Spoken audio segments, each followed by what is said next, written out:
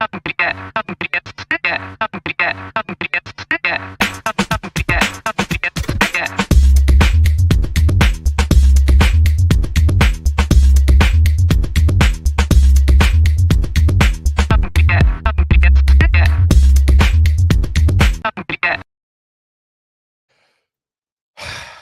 morning, Chris. Yeah. Why do you sigh when you come on with me? I came in hot today. Like I'm feeling a little rushed. So a little flustered, a little flustered. And I have two great dad jokes, and I'm trying to decide which one to use. Really? I mean, that's yeah. such I have a dad joke quandary.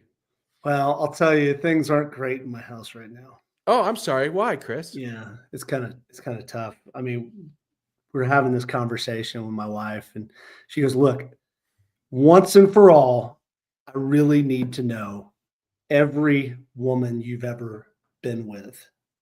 And I said, "Okay." Probably should have stopped when I got to her name on the list. Oh. Chris, never blame others for the road you're on. It's your own asphalt.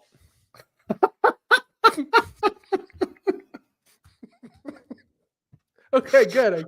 Oh God, that is so bad. It's your own that is really bad. Yes.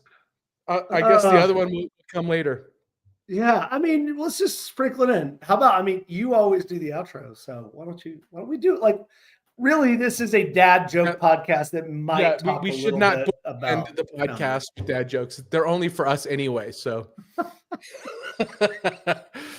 Anthony, why do some founders get replies from total strangers while your emails get ignored, Anthony? I know they get ignored. I ignore your emails. It's just I can't get my wife to listen to me. How do I get people that I don't know to listen to me? I think we're going to find out today. Research from Boomerang analyzed 5.3 million emails and found messages between 50 and 125 words get the highest response rates. Yet most founders either write novels or fire off 3-sentence pitches. When Hiten Shah launched his SaaS products, he built his early customer base through cold email outreach by spending 30 minutes researching each recipient before writing a single word. That investment in understanding inbox psychology turned strangers into allies who wanted to help. Today on How to Founder Anthony, we are talking about cold email hacks. Very tactical. I love it. Chris Franks with me today is Mr. Anthony Franco, but we are joined by Lirone Glikman. How did I do in my terrible, terrible French accent, Lirone? You were great. Hi, Chris. Lirone. Hi, Anthony. Good morning. I'm so happy to be here today, and I don't have dad jokes. I'm sorry.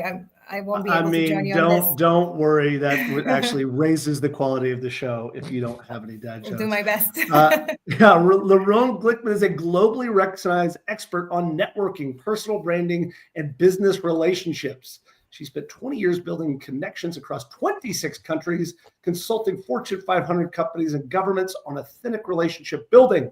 She's a founder of the Human Factor Method and wrote the Super Connectors Playbook. Show it, Lirone. You have it handy. Wait. I mean, it is fancy. To help. It is fancy to help founders turn zero networks into real opportunities. Lirone, thank you for being here. We're happy to have you. We trade emails. I actually kind of like this subject. It's. I don't know how to get people's attention.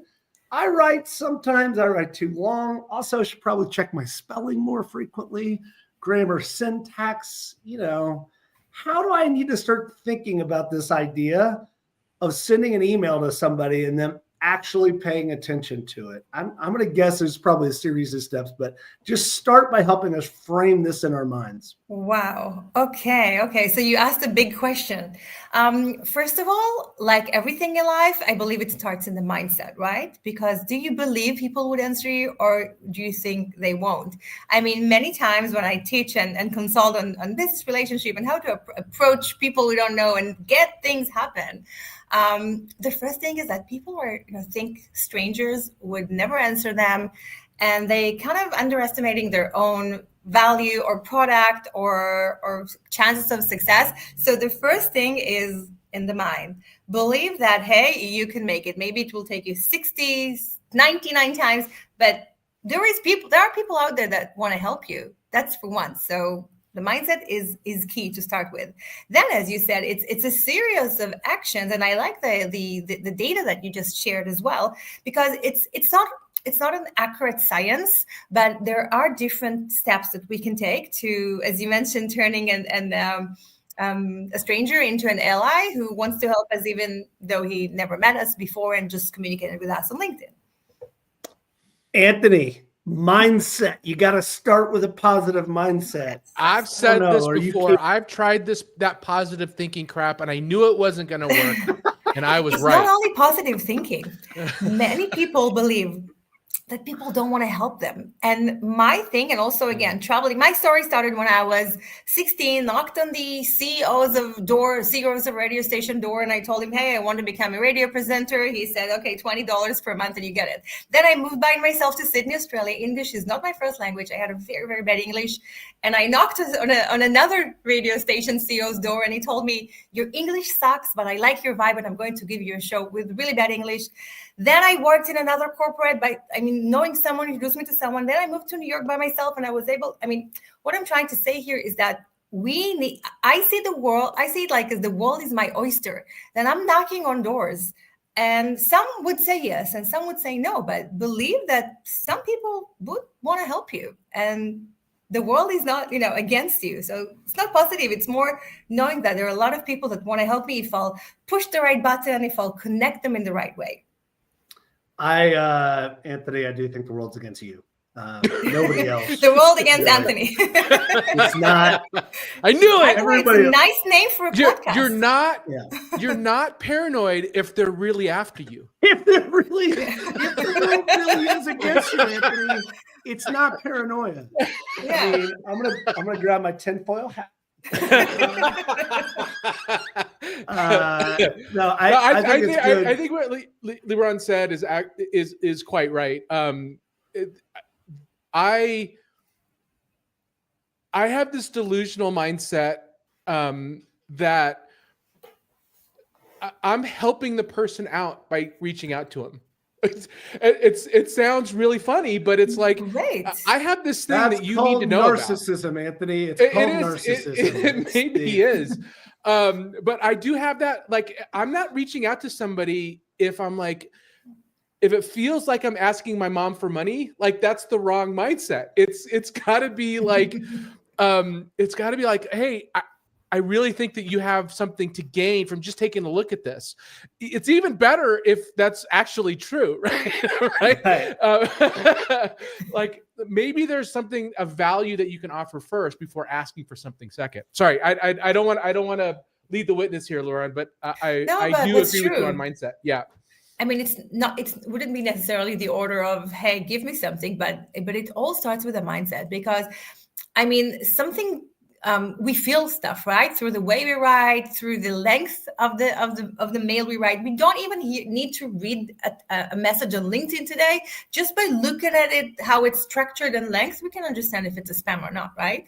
We are very sensitive to that these days. But this is why, first of all, it's about understanding, okay, I will do it. Maybe I'll need to do it 60 or 100 times, but I believe that I have something good to share with other people, and some people would answer me. So that would be the baseline. Essentially, if we want to approach people and in a cold way and get them to answer us, my best bet is to, first of all, offer them some, or maybe first of all, try to warm the relationship a bit, and second of all, try to offer them something. Warm means that if I just like your post or or comment about something you just wrote. Or if I send you a connection request, either without writing anything or even write, "Hi, Anthony, I'm like a fan of your show and I would like to connect with you." You don't ask for Immediately anything, you accepted. If compliment somebody people. says that they actually listen to our show, I'm like, oh my God. Well, Oh my first of all, God, you're the one who listens to our show. Right. I was I'd waiting for love you. it. I have a fan.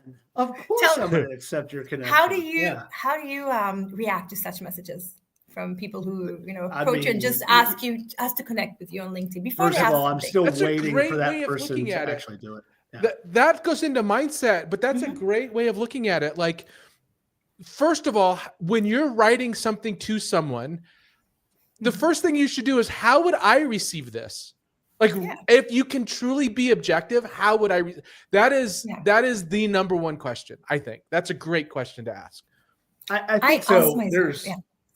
There's this idea, and I think that we're getting to, and I think that first one about accepting that, starting with this mindset. If you don't have something that you genuinely believe that you're offering the person on the other end of whatever communication channel that is, it's going to be hard for you to get excited and write that. But the second piece that we're looking at here is this idea of framing and how we approach the actual message and how we're communicating. So I've got the right mindset. I'm excited. I believe I'm going to be providing value. There's two ideas that I've come across down through the years, and I think I know your answer, Lirone, but I'm going to ask it anyway. One is emails are free. I can send an unlimited amount of emails. If I send enough emails, somebody like Anthony that actually reads their emails is actually going to read it. It's going to get through. It's not going to go to spam, and they're going to respond to that email. It's a numbers game.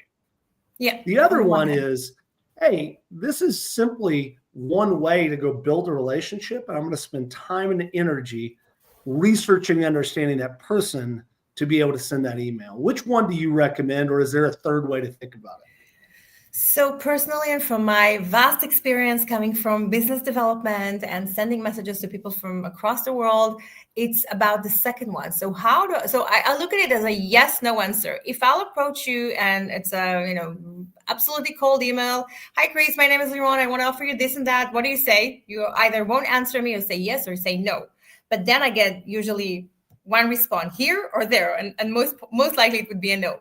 Also, it says, and I think now it's even more based on researches, that about 55% or so of emails or messages in a day are spam. And I think the number is even higher today. So we want to be in this very small percentage that is not coming across as spam. So we need to be a bit more creative here.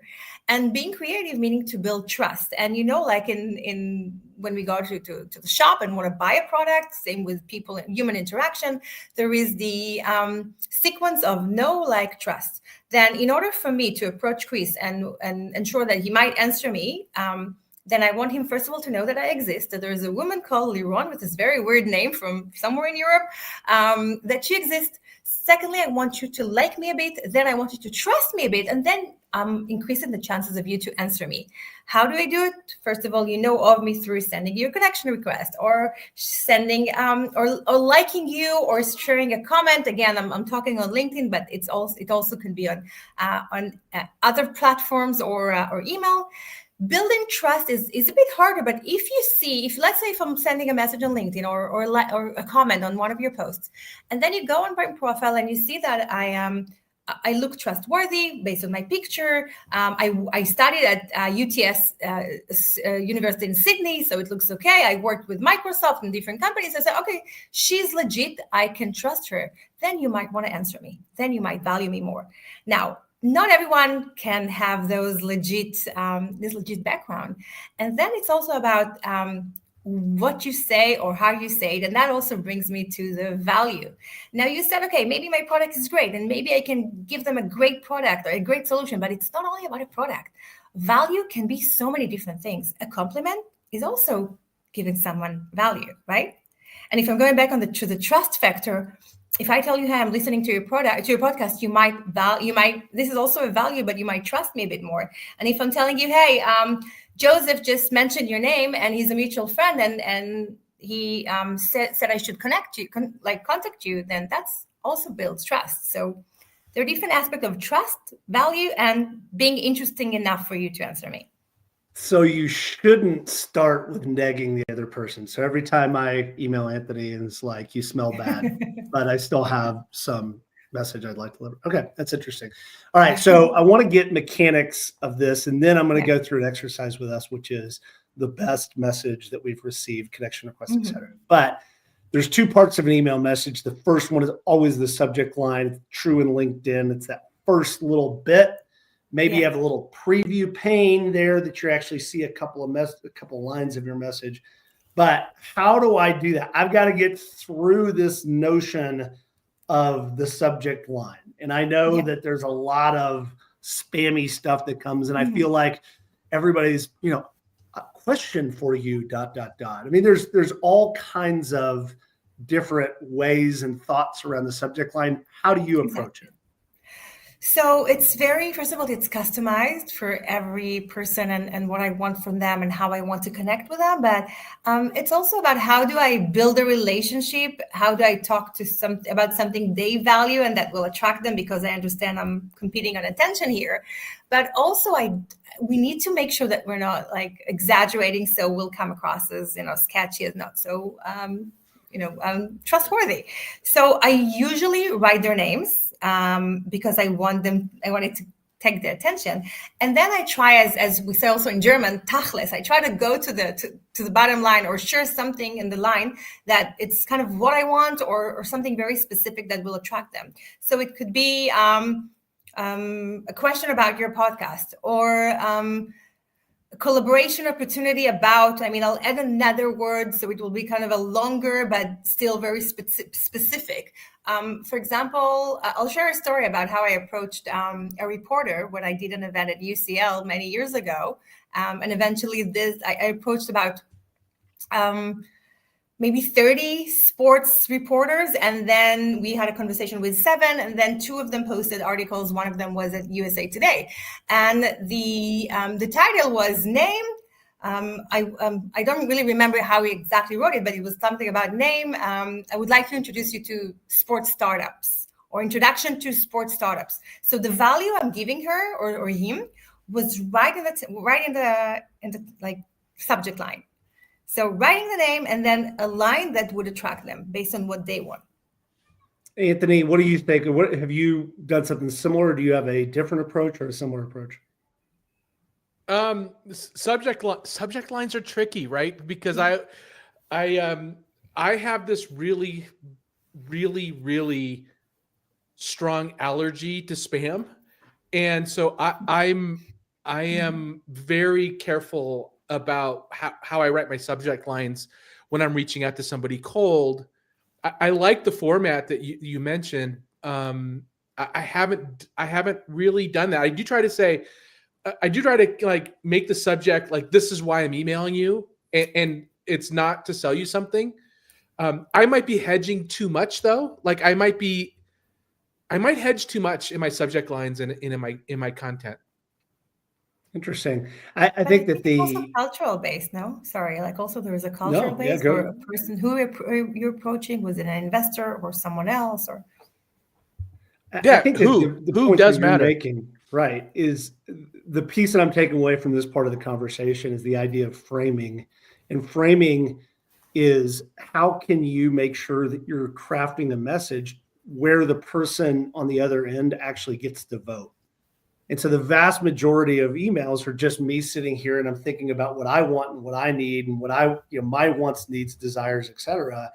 And Lirone, what you said was really what I should be doing is thinking about the receiver first, and then crafting a message whereby I'm trying to provide them value, get their attention, make sure I can show them that they're it's worthy of reading my message.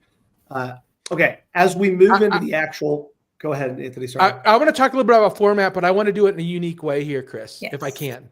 Please. So I've been prompting a lot, and so my mind space now is in like, how do I write prompts, and it's actually defining how I actually live my life. So I'm I was living going my to say, life it's as actually though probably pretty interesting it's because pretty- now you it's have to pretty good. deconstruct that. But one of the things that I have been leveraging quite a bit in AI is not patterns, but anti-patterns, like things not to do, which provide much better content than here's what you should do or here's what you should say. So can we look at this from a framework perspective of what you should never do? Yes, I will say that, and then I'll share my structure for a cold email or a cold message. Oh, awesome. Great. But let's start with what not to do. So what not to do is not send a copy paste email to everyone. I mean, people, make sure it's personable. You want to know that if you get a message from me, I didn't send it to 100 people in the same format. You want to know that I really researched on you and really checked on you, and I'm really here because I'm a fan of yours and your work. And as Chris said earlier, I mean, there are greater chances to get people to connect with you if you're doing the research. And even Sales Navigator today can help you, and other tools can help you really find your mutual groups or any other topics that you could probably start a conversation on. So don't be a generalist. Make sure you're writing a personal message. And I mean, to a certain extent, some people you would like research them for hours because they're very important for you. And some of them you will not have the capacity to research for hours. So, and I also have an answer to that, how I use this type. Another thing not to do is don't end the email with a full stop. End it with a question mark. Research shows that if you end it with a question mark, what to do next? Can I send you my CV? Can we set a call? Can you direct me? Can I ask for your advice? When we see a question mark, the chances to get answered get higher by 20% because our brain, it's kind of a pop-up. When we see a question mark, there is something about us that wants to answer it.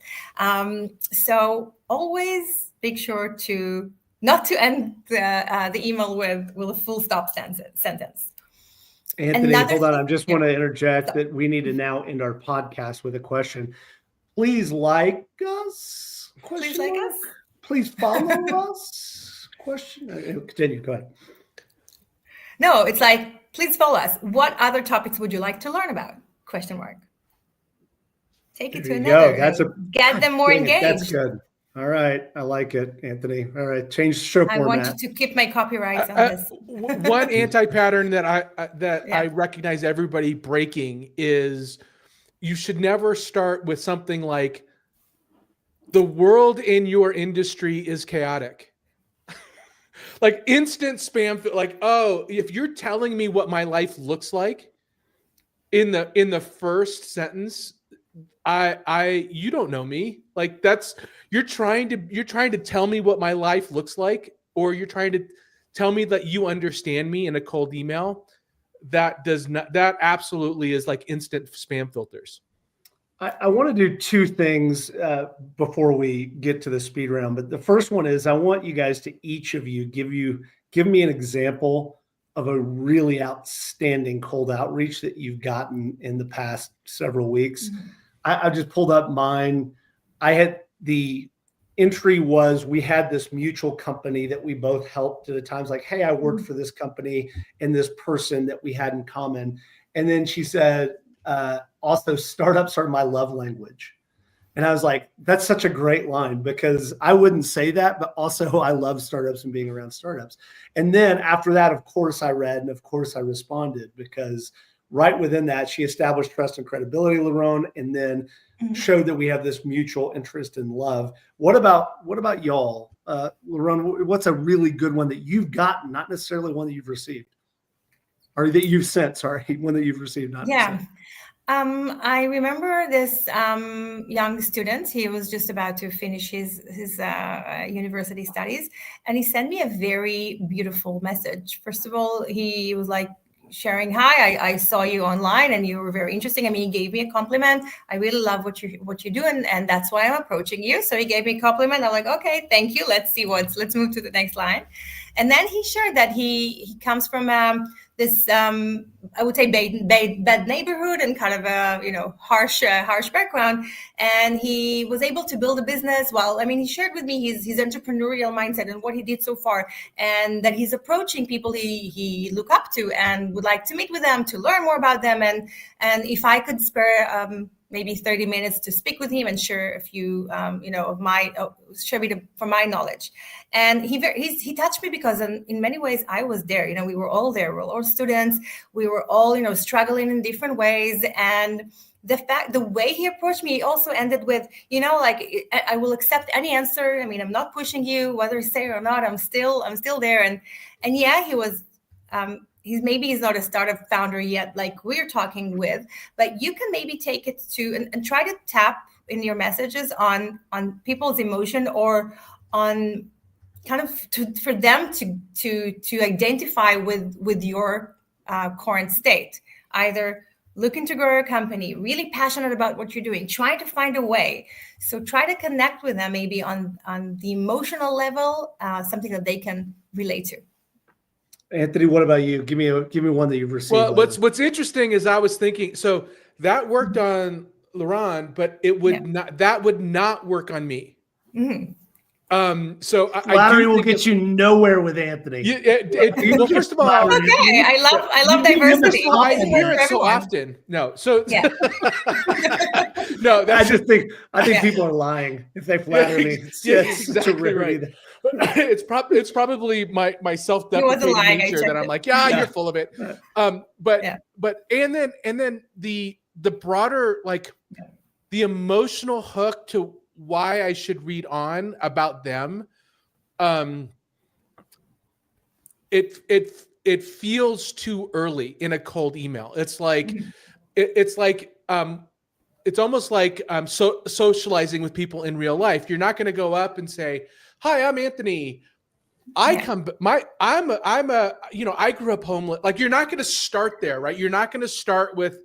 So I always try to think about what would that initial conversation look like when I approach somebody, and it's really hard for me because I'm socially awkward in real life. So that's very, very difficult for me to imagine it. But I when somebody tries to approach me with the get to know them first, what I like, what I want to have, and the patterns that work for me are really short, like value my time, and be clear up front what you're asking for. Like, here's what I'm offering, here's what I'm asking for. Would you like to connect? And the other thing is, if you're going to try and be funny, you better be funny. Yeah. Otherwise, it's like, you shouldn't, and if you can make somebody laugh in real life, it doesn't mean you can make somebody laugh over LinkedIn or over an email either. So you better be sure it really resonates for that person. And as always, avoid politics, avoid religion when you're trying to be funny or in any way. I just want to make sure that you were kind of deprecating yourself, like, hey, look, I'm kind of awkward in real life. I mean, Anthony, you're also awkward online too. So fair enough. Thank you for that. I want to mention something about what you just said, and also share my structure, what I really do when I send cold calls. But what I mentioned was actually also in a certain cultural setting. So I know where this person is coming from. We're more connected on a cultural base, and also the culture is very direct. So I mean, it's maybe for this kind of room, maybe this was, as you said, too upfront, too no, it worked for you. Yeah, it worked. Like, it worked for you. That's great. I just wanted to point out the fact that it worked for you, but didn't work for me. Therefore, personalization really matters. I wasn't saying that you shouldn't do that, but it was great because it worked with you. Yeah. Because sorry, I didn't mean to say that. From alumni of your university approaches you and you don't know them, you might give them a bit more credit because he's an alumni of your university and you understand where he's coming from immediately, that's what I'm saying. Sometimes people, I call it like our golden circles. So people are coming from different circles that we're both like related to. We never met them before, but if it's your distant relative or someone again from that went to high school with you, or goes to the same gym with you, or the same, I don't know, business community, then you might trust them because you know where they're coming from. But can I share with you the structure of please. cold email? Okay. So we talked about the title. The structure after, again, sending like, I don't know, thousands or tens of thousands of emails through my career goes like this. The first, it's like a few lines. The first line would be a connecting line. So every word, our attention goes away with every word that we read, right? So the first part should be either a specific compliment. No, oh my God, you're looking so good today. Or I like your profile. No, it's like, I really enjoyed your episode on how to do cold calls. And I learned specific things from it. So give a very specific compliment, or share a name of a mutual friend who connected us. Hey, Johnny said that I should connect you. And since you know him, I'm here, and you know Johnny, so you know this is legit. That each of them either like give a compliment or share a person's name would actually get me to read the next line.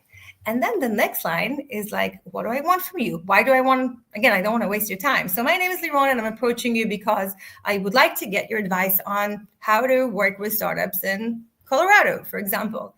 And then I want to build trust, because he's like, okay, she wants it, but why should I help her? So I've been working with startups for the last 15 years, and I've been helping them to get X amount of whatever on their stuff. And then I can do some name dropping of some companies I worked, or some amounts I was able to help them earn. And then I end with a question mark. Can I send a talk? Can I send you more information, or so on? So the first line is a connecting line that wants you to read further. The second line is what I want from you. The third line is my credibility. Why should you listen to me? And then the fourth one is a short question mark. Is a short, like a request for, call to action, or what I want to do next. Now, I want to share with you this. Earlier I shared about this email I sent to UCL with sports reporters, and this was a bit different, but it was also very useful. So I approached them and I said, okay, I want them to come to my event, but everyone approached them and said, come to my event, or everyone approached investors and tell them, hey, I want you to invest in me. So I actually approached them with value. What can I give them? So the first line, and it was generic for 30 different reporters, but it made sense to them. It's like, hey, it was back in 2016. So, hey, I know we both share the passion for sports, but are you into sports innovation? ? So that was kind of an intriguing question. Yeah, we share mutual ground, but hey, am I into sports innovation? And then I'm reaching out. My name is Lirone, and I'm reaching out to you because I want to offer you, I have an access to the most amazing startups in basketball. It was around the NBA All-Star to basketball startups. And I want to give you an access to them and ask which one would you like maybe to interview? And then who am I? So I was working in a company that works with sports startups. We work with Microsoft, with ASICS, with Sky Sports, or whatever. Can we set a call? So essentially, I offered them value. I created a very appealing first line. Then I offered them to introduce them to startups, build my credibility, and then set a call, which resulted in 7 calls and 2 articles, and obviously connection to startups. So I love the structure, and we got to get to this speed round. But Anthony, I want to ask you one question, because this is always the 10,000-pound gorilla, or whatever you want to say. You are the most educated person on AI.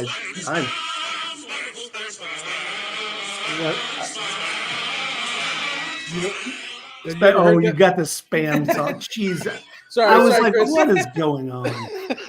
This has completely gone off the rails. Anthony, artificial intelligence, yes, AI and personalized email. How can you use it? Is it a viable thing to put into your email outreach? How can I think about that? Quickly. The short answer is yes. The long answer is be really careful, because if you try to do mass outreach using AI will go off the rails and make you sound like an idiot. So I already sound like an idiot. So I mean, fair enough. Maybe how for much- you and I, it makes us sound authentic. Right. But yeah, I'm smarter. But yeah, just be really careful. Be very careful. All right, Lirone, are you ready? Use the M dash. Sorry, the M dash is so AI. So The don't use EM dash is a big outlier. 3-sentence patterns is something that's like you have to force AI not to sound like AI, which is it's a trick. Yeah. I'd say it's okay to do the research and bullet points, but you have to write it yourself. All right, for the speed round.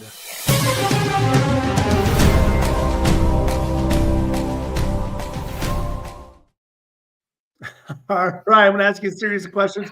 The first thing that pops into your head: cold email on Monday morning or Thursday afternoon? Monday morning. Somebody in your company just emailed a prospect. Do you email them or do you wait? I would email them.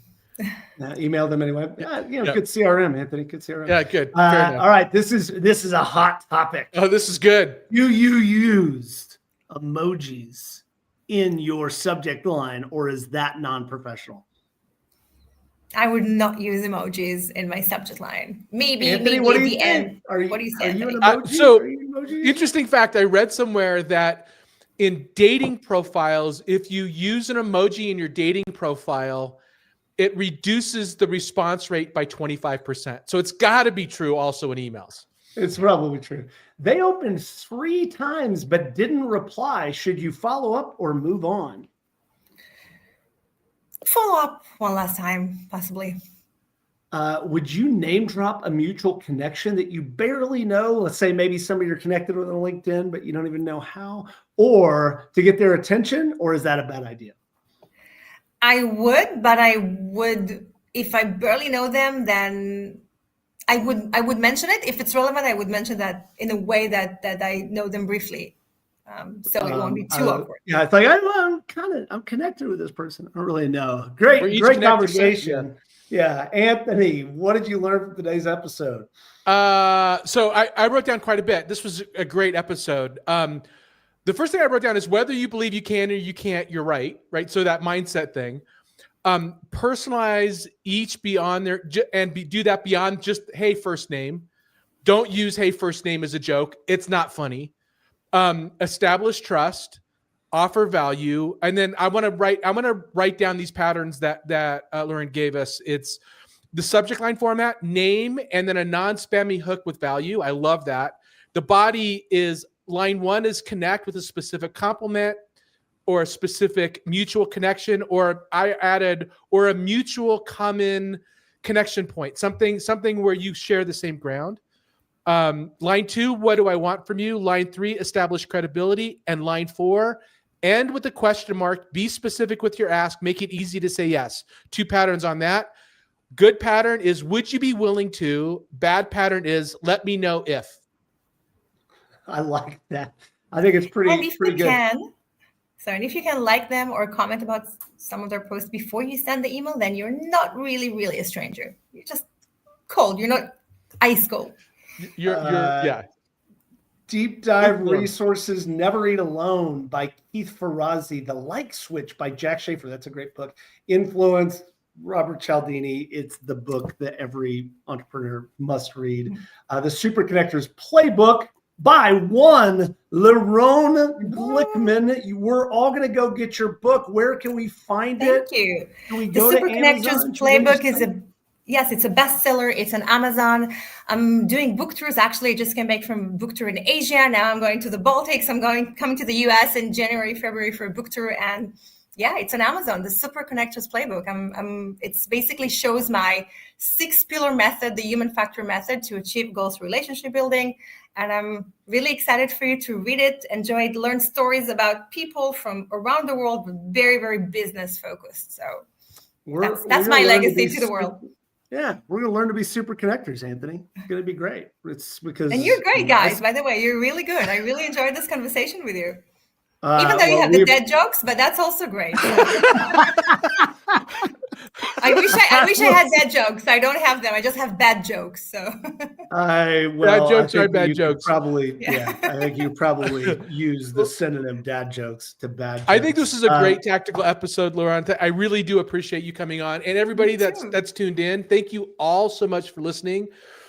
Please be sure to visit us at howtofounder.com, where you can connect with us on LinkedIn and subscribe to our YouTube, Apple Podcasts, and Spotify channels. I think this episode deserves a good review. If it doesn't, then don't leave one. But if it does, please leave us a good review on Apple or on Spotify. Hold on. Please leave us a good review? ? Oh, would you be willing to leave us a good review? How's that? All right. No, it's like, leave us a good review. What would you like to hear next? There you go. You are the pioneers of economic prosperity, and we're just grateful for being along the way. Take care, everybody. Bye.